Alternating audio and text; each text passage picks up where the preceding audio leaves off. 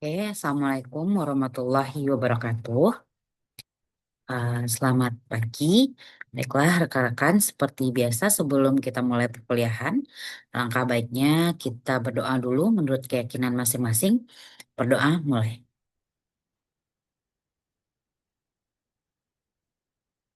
Oke, selesai. Baiklah, pada pertemuan kali ini kita akan membahas terkait materi manual material handling. Oke, pada pertemuan ini kita akan membahas terkait pendahuluan terlebih dahulu, kemudian bagaimana langkah untuk mengurangi cedera akibat manual handling, kemudian faktor-faktor apa saja yang diperlukan untuk dipertimbangkan dalam merancang tugas manual material handling. Oke, pada saat pendahuluan kita akan membahas terkait apa sih manual handling tersebut, kemudian apa manual material handling. Kemudian bagaimana langkah untuk mengurangi cedera akibat manual handling, yaitu dimulai dari identifikasi bahaya, bagaimana penilaian risiko, kemudian bagaimana menghilangkan atau mengurangi risiko tersebut.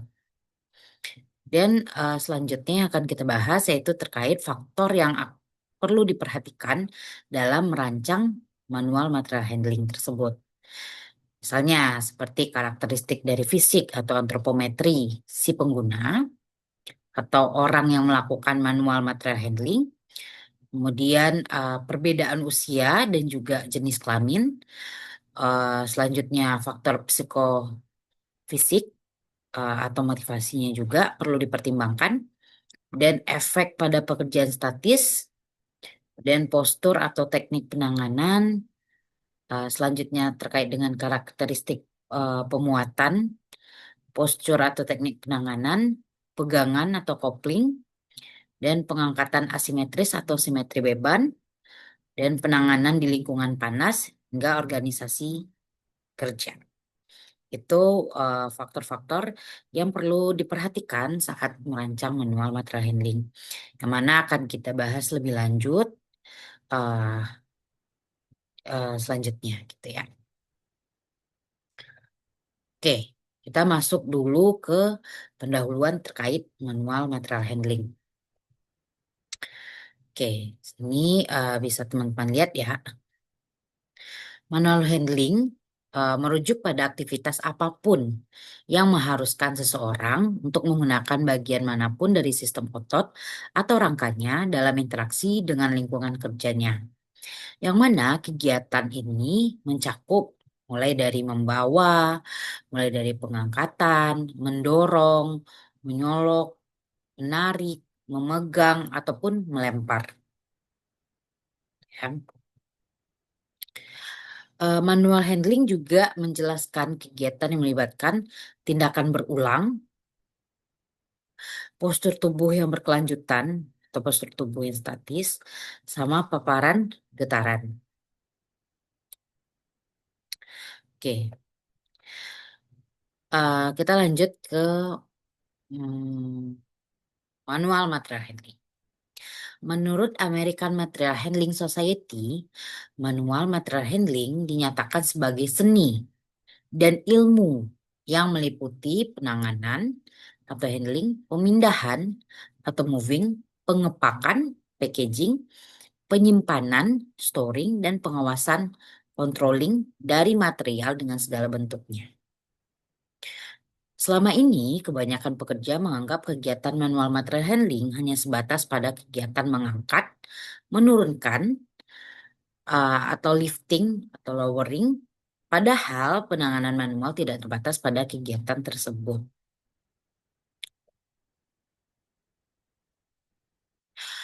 Occupational Safety and Health Administration atau OSHA mengklasifikasikan kegiatan manual material handling menjadi 5. Di antaranya ada mengangkat atau menurunkan, yaitu lifting atau lowering, kemudian ada mendorong atau menarik, push atau pull, dan ada memutar atau twisting, membawa, carrying, menahan atau holding.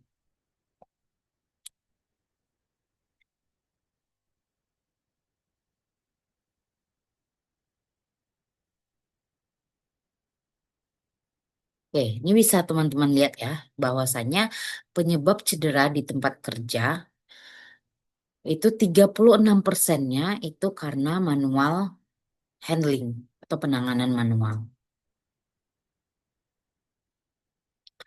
Dan ada 19%-nya itu karena perjalanan, ada jatuh dari ketinggian, lain-lain, ada mesin, tabrakan benda atau kendaraan. Tapi di sini bisa dilihat bahwasannya dari data diketahui malah yang paling besar itu gara-gara manual handling. Hmm. Cedera akibat manual handling itu bisa mengakibatkan muskuloskeletal disorder.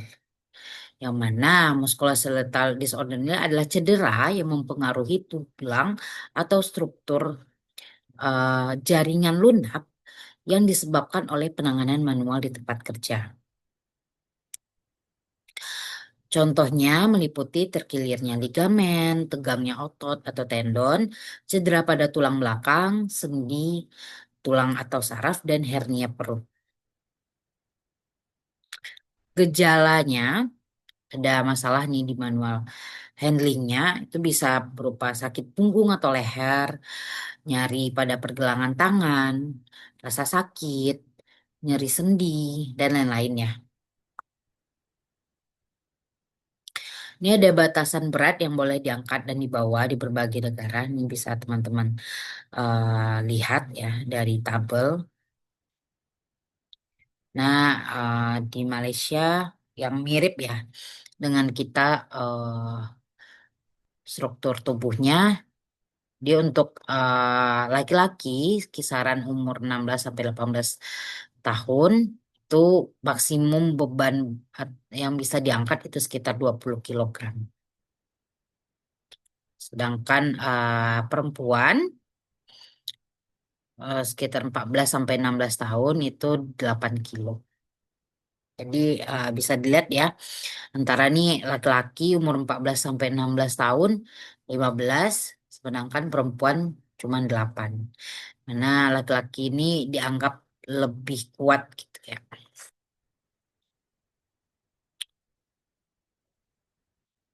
Oke, ini bisa dilihat juga. Ini kalau untuk pekerja perempuan di Malaysia itu batasannya lebih dari 18 tahun itu dia bisa di 25 kilo. Oke, kita lanjut ke langkah-langkah untuk mengurangi cedera akibat manual handling. Tadi ada 3 langkah ya, sudah disebutkan. Yang pertama, identifikasi bahaya manual handling. Kemudian bisa lanjutkan dengan menilai risikonya. Yang ketiga itu menghilangkan risiko. Tapi menghilangkan ini agak kesulitan, biasanya agak susah ya. Eh, kita sekurang-kurangnya kalau belum bisa menghilangkan bisa dengan cara mengurangi. Tuh. Identifikasi bahaya. Kita identifikasi semua eh, di baik dari sisi pabrik, bahan, peralatan, tempat kerja, apa saja yang bisa menyebabkan gangguan muskuloskeletal disorder, yang mana bisa jadi bahan kita apakah perlu untuk merancang manual apa alat bantu manual material handlingnya. Yan, gimana sih cara identifikasinya? Cara identifikasinya bisa dengan cara berjalanlah melalui tempat kerja dan cari potensi bahayanya. Dan bicarakan faktor risiko dengan rekan kerja atau bisa juga sama pemilik atau pekerja yang sedang bekerja di lokasi yang kita survei dan bisa meninjau kecelakaan sebelumnya dan hampir celaka.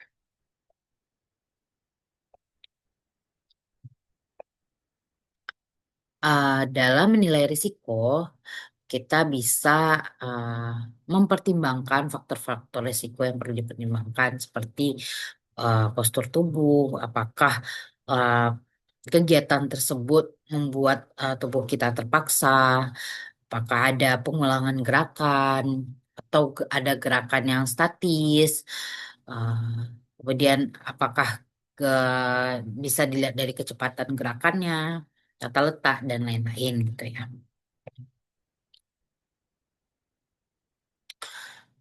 Eh, ini bisa nanti rekan-rekan baca lagi terkait bagaimana sih menilai risiko. Hmm. Dan bisa dengan cara selanjutnya menghilangkan atau mengurangi resikonya atau mengendalikan. Di K3 teman-teman juga sudah dibahas ya terkait gimana sih cara untuk mengurangi resiko. Yang paling bawah yaitu penggunaan APD ya. Jadi kita menggunakan alat pelindung diri. Kalau memang nggak bisa sudah dilakukan, kemudian bisa dilanjutkan dengan tahap kedua yaitu admin. Bisa misalnya membuat SOP kah atau eh, membuat peraturan dan lain-lain terkait eh, pengurangan risiko. Atau dengan cara yang paling lebih baik dari sebelumnya itu dengan cara rekayasa engineering atau rekayasa teknik. Nah, itu misalnya dengan melakukan perancangan alat yang mana yang sudah menyesuaikan dengan kebutuhan manusianya. Jadi, misalnya kalau kita kaitkan dengan manual material handling ya, mungkin untuk mengurangi resiko cedera tadi atau resiko di area kerja, kita bisa melakukan rekayasa engineering yaitu dengan cara merancang alat bantu manual material handlingnya agar memudahkan kita eh, melaksanakan pekerjaan. Dan bisa juga dengan cara substitusi. Dan seperti yang kita tahu, yang paling bagus adalah eliminasi. Jadi menghilangkan resiko yang ada. Oke, next. eh Secara umum, langkah-langkah untuk pengendalian risiko bisa kita lakukan dengan cara mengubah tugas. Tuh, apakah tugas ini perlu dilakukan? Kita bisa jawab dulu, oh iya, kalau memang iya, apakah melakukannya harus seperti ini atau ada cara lain yang bisa kita ubah gitu. Misalnya mengubah dari metodenya atau langkah-langkahnya gitu ya.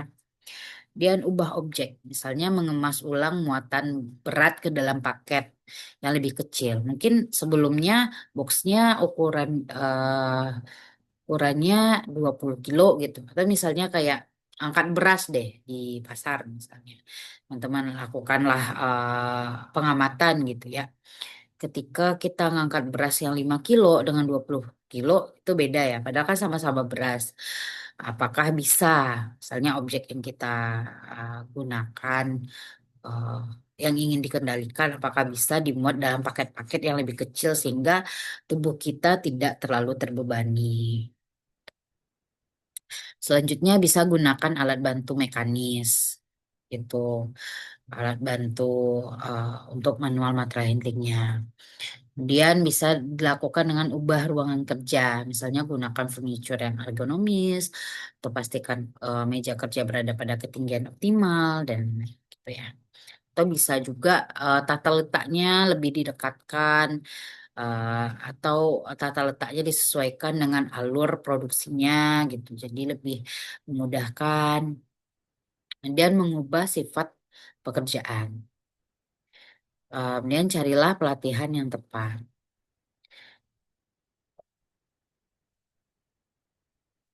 Dan selanjutnya faktor-faktor yang perlu dipertimbangkan dalam merancang tugas manual material handling. Pertama, kita bisa lihat dari karakteristik dari fisik atau antropometrik kekuatan. Yang mana kita bisa tahu nih uh, karakter fisik misalnya orang-orang yang lebih tinggi, kemudian obesitas biasanya kesulitan untuk melakukan pekerjaan manual handling, terutama pekerjaan manual material handling yang repetitif. Di sisi lain, orang yang berotot memiliki kapasitas manual material handling yang lebih besar karena kemungkinan untuk mengalami nyeri punggungnya juga lebih kecil. Dan faktor apa lagi? Yaitu faktor perbedaan usia atau jenis kelamin. Seperti yang sudah kita lihat di tabel sebelumnya, bahwasanya eh, apabila jenis kelaminnya perempuan itu lebih sedikit ya beban maksimum yang mereka bisa angkat. Jadi dalam membuat merancang alat bantu misalnya dari tugas manual material handling ini, rekan-rekan harus ingat juga eh, mempertimbangkan perbedaan usia dan jenis kelamin. Kan.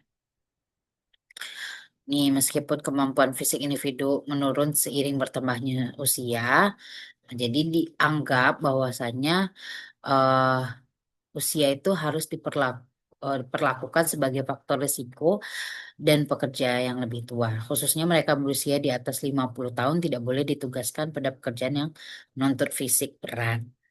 Hmm. Dan jenis kelamin. Jadi rata-rata kekuatan angkat beban wanita itu sekitar 60 sampai 76% dari kekuatan angkat beban pria. Jadi emang lebih eh, kecil ya beban maksimum yang bisa diangkat. Dan ada faktor psikofisik atau motivasi. Nah, kita harus pastikan juga orang yang menggunakan ini nggak ada nih faktor-faktor apa insentif sehingga dia itu nggak terkesan memaksakan diri gitu. Selanjutnya itu pelatihan dan seleksi.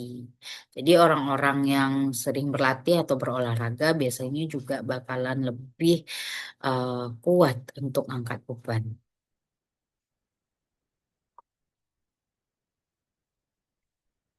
Dan efek pada pekerjaan statis. Hmm. Usahakan sebisa mungkin pekerjaan statis itu harus dihindari. Mungkin rekan-rekan mengira gampang aja ya. Misalnya nih, uh, kita mengangkat sebuah bolpen gitu. Bolpen itu kan ringan ya. Kalau misalnya kita angkat cuma 1-2 menit ya nggak kerasa. Tapi cobalah angkat bolpen selama 1 jam tanpa bergerak. Yang ada lama-lama tangan teman-teman bakalan kram. Yang mana ini merupakan salah satu contoh dari pekerjaan statis. Jadi tidak adanya perubahan posisi dalam waktu rentang yang cukup lama. Nah, diharapkan ya bisa dibantu oleh peralatan. Jadi ada alat bantu manual material handlingnya. Hmm. Ini bisa teman-teman lihat ya. Ada di contoh, ada di sebuah lantai produksi bengkel ya ini. Nah, ya pekerjaannya itu sebenarnya kan udah ditahan nih sama alat ya, udah ada alat bantunya nih untuk angkat.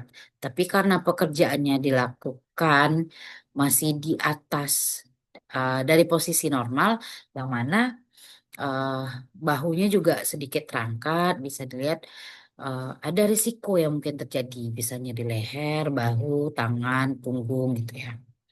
Untuk yang gambar kedua juga bisa dilihat bahwasanya pekerja ngangkat kursi mobil yang berat secara manual. Mungkin di sini kita bisa nambahin troli gitu untuk pemindahan, atau mungkin kalau misalnya ada dana lebih bisa menggunakan konveyor atau yang lainnya. Atau bisa otomatisasi menggunakan robot untuk menghilangkan risiko-risiko terjadinya musculoskeletal disorder tadi. Gitu. Oke, next. Selanjutnya faktor yang perlu dipertimbangkan ada postur. Nah, jadi secara umum rentang gerakan ekstrim, ah, misalnya kayak berputar, kemudian gerakan tersentak-sentak, itu harus dihindari. Atau misalnya kayak tadi ngangkat ya, ah, angkat tangan melebihi dari tinggi kepala, jadi posturnya tidak normal, itu sebaiknya bisa dihindari. Dan sebisa mungkin hindari memindahkan beban dari lantai. Mana jika memungkinkan pergerakan beban harus dibatasi antara tinggi lutut dan bahu.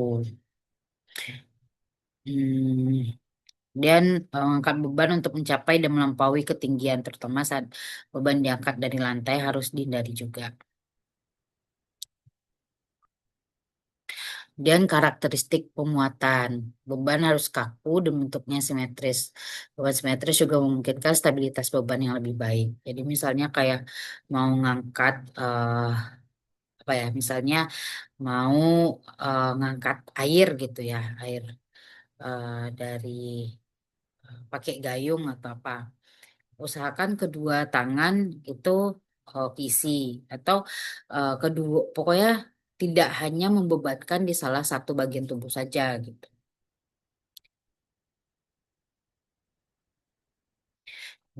Karena kalau beban itu tidak terdistribusi secara merata, ujung yang lebih berat harus lebih dekat ke tubuh, pusat gravitasi.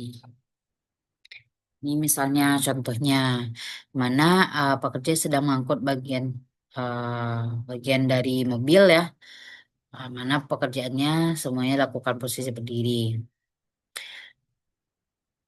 Kemudian yang kedua, ini ada pekerjaan berulang yang dilakukan di atas ketinggian bahu. Semua pekerjaan dilakukan dalam posisi berdiri. Getaran alat juga memberikan efek nih ke tangannya.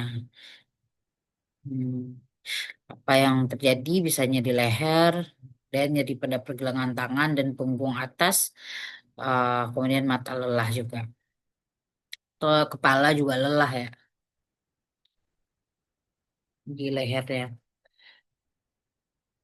Oke, atau selanjutnya nih ada contoh ada pekerja yang ngambil bagian dari kontainer dengan posisi membungkuk.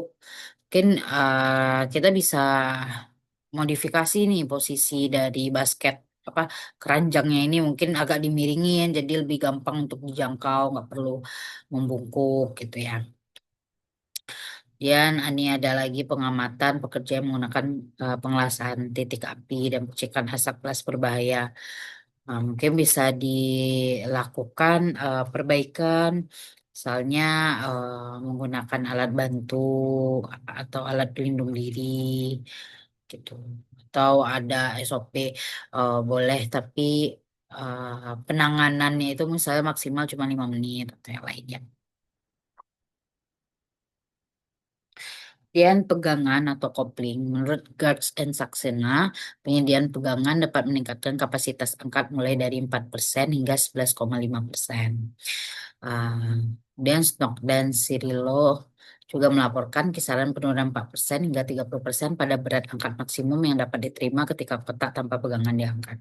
Jadi kalau nggak ada handle, itu bakalan lebih menyulitkan kita dalam mengangkat. Coba bandingkan ngangkat galon misalnya ya, yang ada handle misalnya kayak Le Mineral gitu sekarang itu lebih gampang untuk dibawa-bawa dibandingkan uh, apa, galon yang tidak ada handle-nya gitu. Dan pengangkatan asimetris atau simetri beban, para pekerja yang menangani material harus disarankan untuk tidak membiarkan kaki dalam posisi terkunci. Dan diharapkan nih momen lentur lateral atau gerakan samping bisa mengakibatkan penurunan kemampuan. Jadi sebaiknya memang dalam posisi sejajar gitu, dekat ke titik pusat massa tubuh. Dan penanganan di lingkungan panas. Ya, kalau misalnya kita melakukan material handlingnya di lingkungan panas, itu bakalan membuat kita lebih cepat kelelahan, intinya seperti itu. Dan organisasi kerja. Jadi ada yang perlu dipertimbangkan, misalnya kayak tata letak tempat kerjanya, postur tetapnya, kemudian alokasi istirahat dan rotasi pekerjaan yang perlu dipertimbangkan. Hmm, Ini adalah contoh nih, pekerjaan itu bakalan lebih gampang, lebih mudah apabila eh, seseorang itu nggak berusaha untuk ngangkat bebannya sendiri. Jadi beban dari anggaplah ini kayu atau besi atau plat gitu ya, itu bakalan terdistribusi. tidak hanya ditanggung oleh satu orang saja gitu. Dan bakalan lebih gampang. Nah, jadi kalau misalnya nih berat bebannya, usahakan untuk beban tadi bakalan lebih apa dekat ke pusat massa tubuh kita. Dan kalau misalnya mau ngangkat, jangan posisinya seperti ini. Usahakan di apa di antara kedua kaki lebih dekat ada lutut kita gitu ya. Jadi posisinya lebih enak. Oh ini kalau di seperti gambar di sebelah kiri ini akan lebih mudah kita untuk terserang penyakit di musculoskeletal disorder tadi gitu. Bisa nyeri di tulang punggung bagian belakang. Nah, ini tadi eh, usahakan dalam meletakkan bahan itu kalau bisa antara lutut sama bahu tadi agar misalnya mau pemindahan secara manual itu lebih gampang. Tapi kalau misalnya letaknya dari bawah seperti ini, itu kan eh, posisinya dari membungkuk ya, jadi terjadi pembebanan nih di tulang L5S1-nya. Gitu. Jadi bakalan lebih gampang untuk terserang muskuloskeletal disorder. Dan bisa juga menggunakan conveyor nih untuk kita memudahkan memindahkan barang-barang gitu. Nah, misalnya kayak tadi biar apa nggak terjadi pembebanan, nggak posisi material itu nggak di bawah nggak di lantai bisa menggunakan liftable ini. Jadi ketika ada beban diletakkan di atas meja ini, dia bakalan lebih rendah gitu. Tapi semakin ringan dia bakalan kembali ke posisi semula ini, lebih dekat dan lebih gampang untuk diambil. Dan forklift, kalau ngerancang forklift sampai dan sampai ketutup seperti ini. Jadi buat apa eh, ngelihat area jalan itu nggak bisa kelihatan. Hmm, ini ada teknik mengangkat yang aman. Kita cek dulu. Dan jangan sampai ada hentakan, peregangan berlebihan, kemudian ada posisi memutar atau mengangkat beban yang terlalu berat. Ini teknik atau rencana penanganan yang baik, bisa persiapan dulu, kemudian posisikan kaki seperti ini, baru dipegang, angkat ke atas. Kalau memang endingnya barangnya harus di bawah ya letaknya, jadi bisa seperti inilah langkah-langkah rekan-rekan untuk memindahkan beban. Baru turunkan beban terlebih dahulu, baru nanti disesuaikan posisinya beban. Dan ada aktivitas mendorong dan menarik. Jadi mana sih yang lebih baik? Apakah kita mendorong atau menarik? Yang lebih baik itu adalah mendorong, gitu ya. Jadi kalau misalnya ada posisi ini, jadi eh, mendorong itu lebih disarankan atau dianjurkan dibandingkan menarik. Dan kalau memang endingnya kita harus melakukan penarikan gitu ya, harus menarik, posisikan itu untuk posisi tubuhnya itu posisi natural. Jangan sampai nih seperti gambar yang di atas itu terlalu membungkuk gitu. Dan kalau mendorong juga seperti yang di bawah itu usahakan posisinya normal. Faktor yang mempengaruhi dorongan dan tarikan ada faktor dari manusianya sendiri, kemudian ada juga faktor dari penugasannya, ada faktor dari peralatan yang digunakan, kemudian ada faktor dari lantainya. Apakah lantainya itu pas datar, dan ataukah dia berlubang-lubang atau yang lain atau banyak gangguan gitu ya.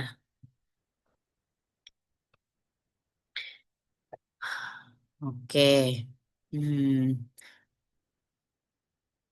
Mungkin teman-teman bisa lihat juga terlebih dahulu video ini.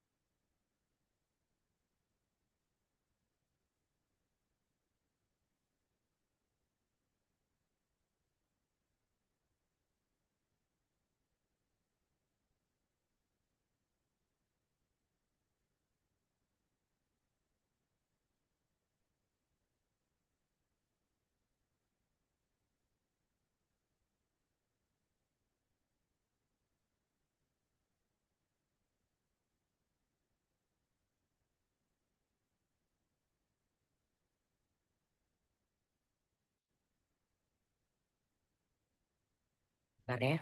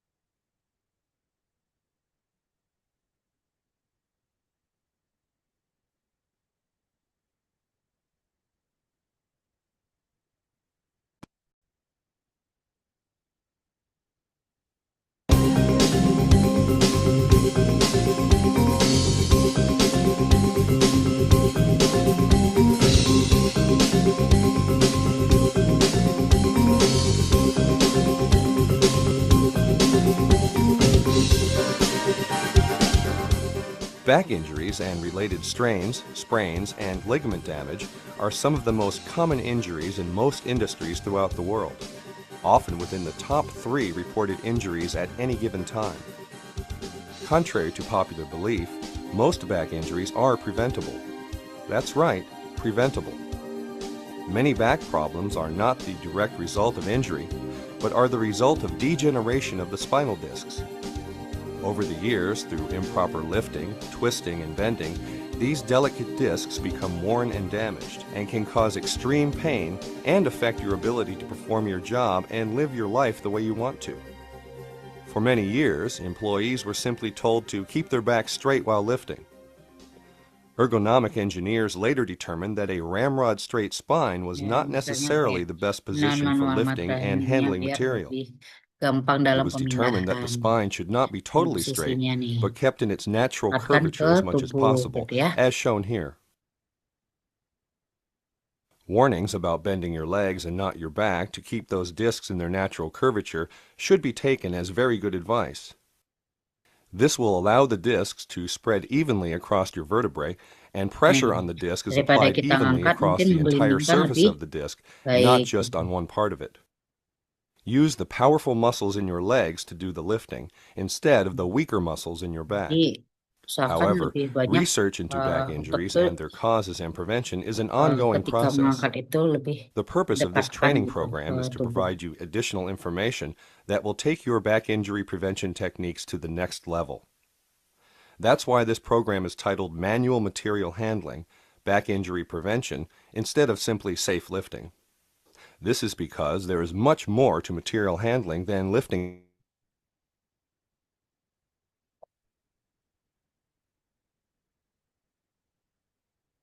Oke, bisa lihat lagi.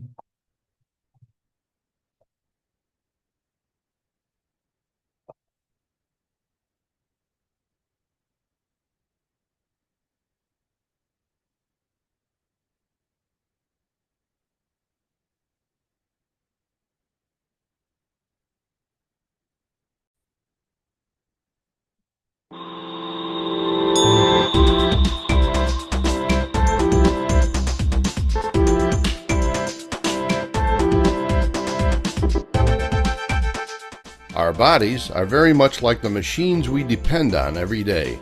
When we use them for lifting objects, we should be aware that we are applying proper mechanics to avoid injury and support a longer, healthier life. Here are the top 10 rules for lifting. 1.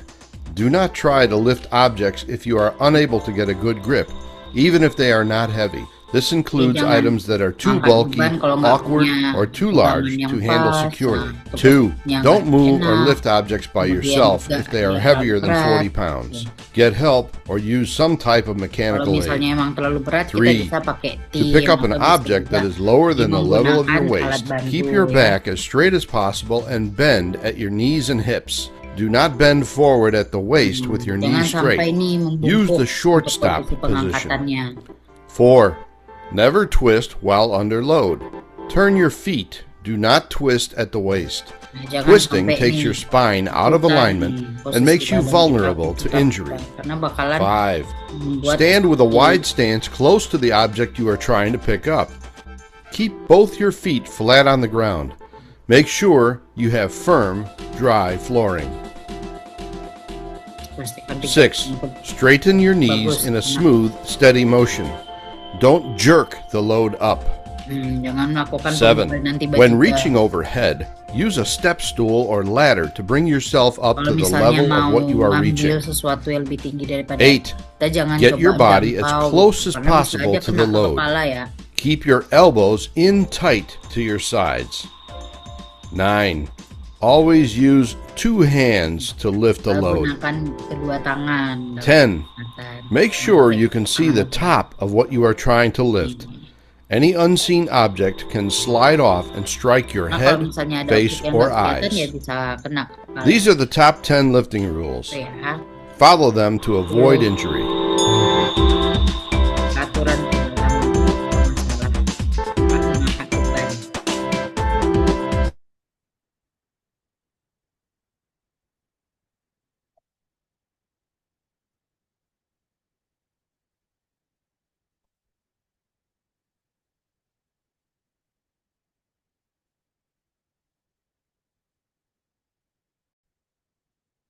Oke, mungkin bisa kita lihat video yang lain.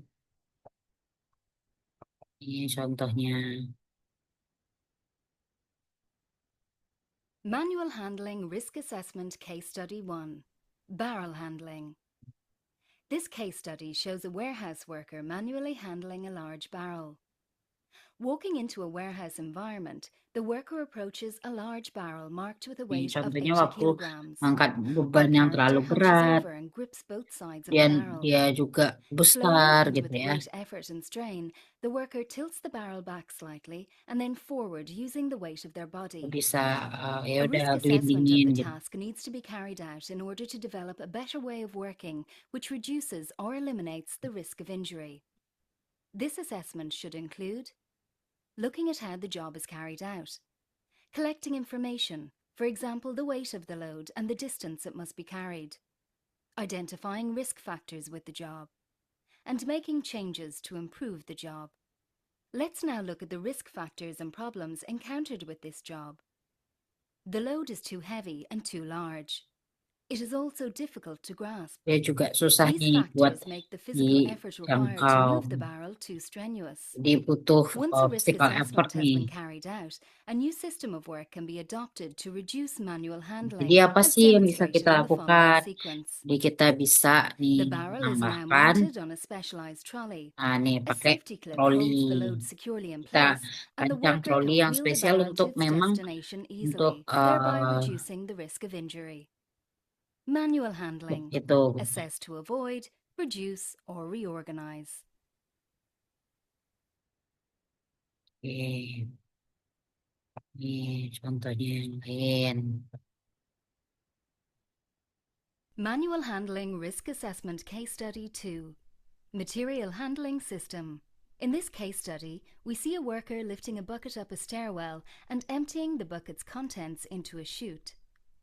The worker lifts a heavy bucket weighing 40 kilograms, dia finding angkat difficulty in balancing the load. beban, Reaching the adalah top of the stairwell, naik the tangga, worker looks over terus to a harus chute nuangin and must lagi lift the bucket above lebih the tinggi shoulders to daripada empty the material it contains into tubuhnya the gitu. chute.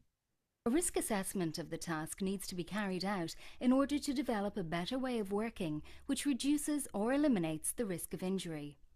This assessment should include looking at how the job is carried out, collecting information, for example the weight of the load and the distance it must be carried, identifying risk factors with the job, and making changes to improve the job. Let's now look at the risk factors and problems encountered with this Kita lihat job. dulu The identifikasi load risk is too faktornya. heavy and the body is in an Nah, unstable terus posture. bebannya The terlalu bucket, berat, which is difficult to badan yang grasp, kita must be lifted up a gunakan waktu stairwell. pengangkatan juga It is nggak lifted stabil ya, overhead karena kan and naik its tangga ya. contents emptied Dia into the susah chute, juga untuk presenting a risk of digenggam injury to the worker. atau diangkat Once a tuh risk nggak ada assessment has been pegangannya. carried out, a new system of work Jadi can be kita butuh adopted nih to sistem avoid baru manual gitu ya, handling, as untuk demonstrated in the following sequence. assess tadi Having walked up the resikonya. stairwell without the load, Nah, which is misalnya stored nih on a dengan pallet at ground level, menggunakan the worker uses a vacuum pipe to transfer ada the bucket's vakum pipe, contents jadi into ada the chute. This vakum introduction of new gitu, technology has significantly reduced untuk the risk of memindahkan injury, as the alat bucket bahan does not have to be tadi. carried by our worker. Manual handling. Assess to avoid, reduce, or reorganize. Oke, itu dulu ya terkait materi kita manual material handling. Untuk video contoh-contoh manual material handling yang lain nanti akan saya share juga di Classroom. Baiklah, sekian. Saya akhiri. Kalau ada kata-kata dan yang salah, saya mohon maaf. Wabillahi taufiq wal hidayah. Wassalamualaikum warahmatullahi wabarakatuh.